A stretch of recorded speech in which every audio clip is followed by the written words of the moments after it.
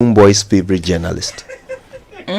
Mbura says Stoneboy says Mbura is Stoneboy's favorite journalist. Right. So, as a thank you, a shout out to a fan, Mbura has chosen Stoneboy's. It's a good choice, actually. This track is on the Angloga Junction album. Yes. Yeah. Yes. Love it. The album that made me think there is a junction at Angloga. There's none anywhere. Yes. At Angloga proper. Maybe Kumasi Angloga Junction. No, but there's Xavier Tula, so we'll use that as Angloga Kumasi Junction. Angloga Junction. That's actually what he meant anyway. Angloga Junction in Kumasi. yeah. There's Angloga Junction in Kumasi, so that's it. But if you're going to Angloga Junction, anyway. Let's get into our Drive Safe campaign, brought to us by Joy News and the Multimedia Group, and supported by Toyota, superior quality and Imperial General Assurance, solid protection, avoid all distractions, keep both eyes on the road and hands on the steering wheel, be visible, drive with your lights on at night, and that's how you drive safe. All right, let's say it right. Say it right is brought to you by Kingdom Books. A Kingdom, quality and affordability are their hallmarks. Something must be done. You say either, I say either. Someone suggested I try doing Say It Right in Fanti. A fascinating idea, I thought. It could set an interesting precedent, couldn't it? Now, have you noticed how the word precedent sounds a lot like president? I've also noticed how some people mispronounce it as precedent. Well, it's precedent. Precedent. It means an earlier event or action which is regarded as a guide for similar future circumstances. The word precedent can also be an adjective which means preceding or coming before. In this context, however, the pronunciation becomes precedent. Okay? Anyway, say it right now as a preceding krata munsaman. In other words, news review number aso.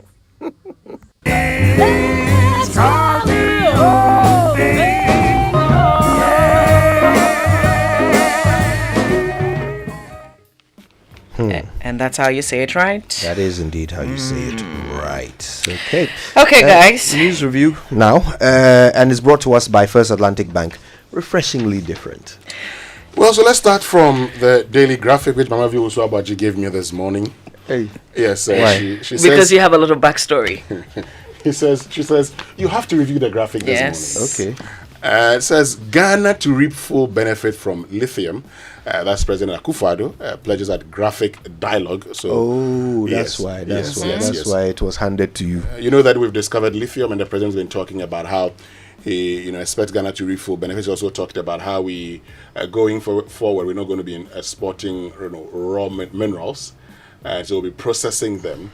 And yes, he's committed to sustainable mining. And yesterday there were a lot of conversations about, mining, conversations about our forest, conversations even about our land, for instance. And, the conversations about encroachment of our lands, the fact that you have about 20% of our lands belonging to the state. However, of those 20%, if converted to 100%, about 40% of them have been encroached upon by, some persons. And the conversation was, so what do you do now? Can we actually start a process where we say, okay, so for those who have encroached, we regularize them? Well, there's a school of thought that says, but these people are engaged in illegality. Why do you want to regularize their illegal activities? And one point that I actually liked in the conversation was the fact that consistently our land administration processes, Lab 1, Lab 2, have been funded by the World Bank. But at the time they were being funded by the World Bank, you had an acre of land at a place that, say, cantonments going for $1 million, $2 million. Today is about $4 million. You can actually, and you have state lands there. Now, if these lands are sold at market value, you can raise funds to actually digitize your land administration processes. So you don't have to wait for funding. You don't have to go writing letters and begging. The very things that we want to do, we can do them. Is that the direction they're going? No. Well, no, it's a suggestion, I'm guessing. And, you had conversations, you had the surveyors there, they were talking about, you had Kakraba Ampe, who actually, ensured that in the Ashanti region, at a point in time, all people had to regularize their lands with the Otumfo. He was, the brain behind that. and you had the Spatial Planning Department also there, you had the Forestry Commission. And for the Forestry Commission, look, they talked about one thing, which is very true, that today we're talking about ensuring that people do not mine in our forest reserves. That's very true. But there are some of their staff members who have been killed in these forests while they're on duty, and they've said the reality is that these galamseyers are armed. They are not armed, and it will be very difficult for them. Mamavi, do you know that trees actually migrate? Trees migrate. Yes. Anyway, it looks like we might have to have a whole show on what Winston a learned forestry yesterday. natural resources conversation on the Super Morning Show. Well, we'll continue Absolutely. today. All right, now listen, guys. If you're coming from Tema into Accra, apparently you might want to consider alternative routes to the motorway, because there's an overturned tanker which has caused gridlock on the motorway, so traffic is just not moving. So you're advised to find alternative routes into Accra if you can. All right. Let's get into other stories here before you go. Commit to environmental action for a sustainable future. That's from Atuafo, who is MD of Graphic Communications Group. SNIT expands coverage to self-employed. We talked about that yesterday. And sad one on the back page, 9 school children perish in Botiano canoe disaster. Now, this would not be, this is not the first. And whenever it happens, we talk about the same things over and over again. Same measures.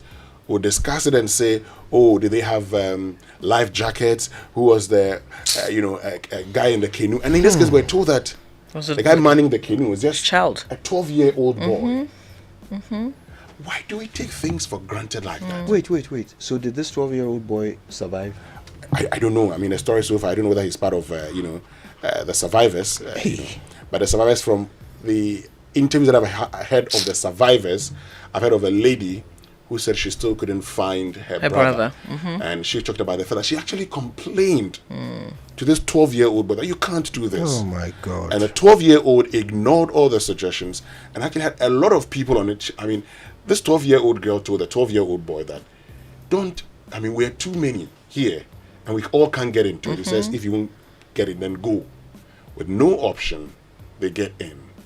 And that's... But can you blame a 12-year-old? Can you blame a child? I mean, how does a child take such a decision? How is a child even in charge of a canoe carrying other children? Oh my God. It's so wrong. God. And my 10-year-old asked me, because we're listening to News Nights, and he said, did this happen in Ghana? Unbelievable. This happened really in Ghana. Unbelievable. We talked about the one that happened in around the Adan estuaries not long ago. We talked about the one that happened, I think, in the Bono East region also not long ago. And every time we talk about these things, it's the same solutions that we propose. The question is, isn't it time somebody is held responsible for being negligent? We cannot continue to sacrifice the lives of these young ones. I mean, look, these are the people we must protect the most. Absolutely. And this is in Accra. In Accra. In the year of our Lord 2023. What is wrong with us?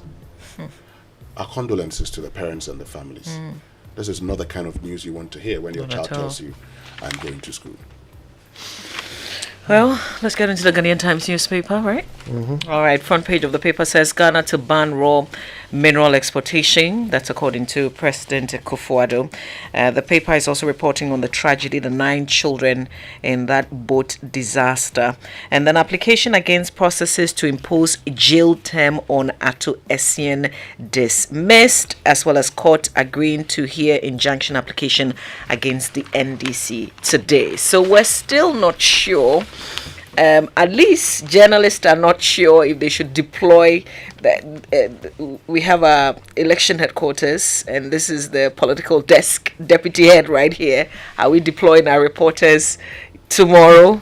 Will the primaries come off? Do we know for sure? Well, I mean, I can't tell whether the primaries will come off or not at this point in time. You're looking at a lot of options here and there.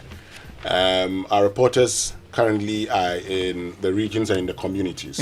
And so if the court rules that elections can go ahead, we'll deploy them.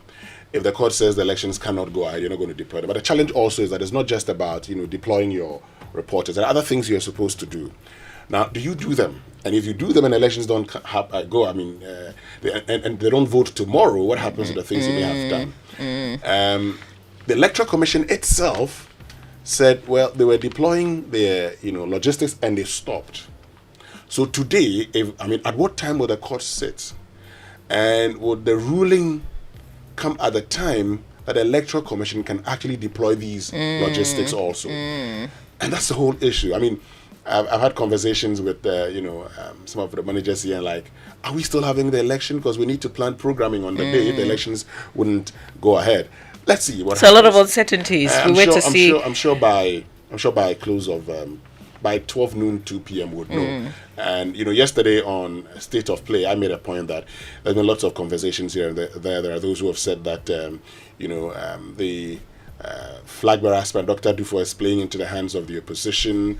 They said they knew he was going to do this. They are not surprised. And I say, if you knew he was going to do this, you shouldn't have allowed him to do it. But I just hope that everything that's playing out in this. This is one political party. We have a national election next year. I just hope that these things will not be repeated. Because don't do to others what you do not want to be done to you in the national election. And Ghanaians will be listening and watching, and we will play it back to you. Of course, Ghanaians will be listening and watching, and Ghanaians will be finding out, for instance, if somebody goes to file an injunction, whether the Electoral Commission would say, because of this, we're not going to do that. But of course, the lawyers would have discussions with you, and I'm sure along the line, people would try these processes. It would happen even in subsequent, in other internal elections. And by the time we get to the national elections, someone may have gone to the Supreme Court for interpretation here and there.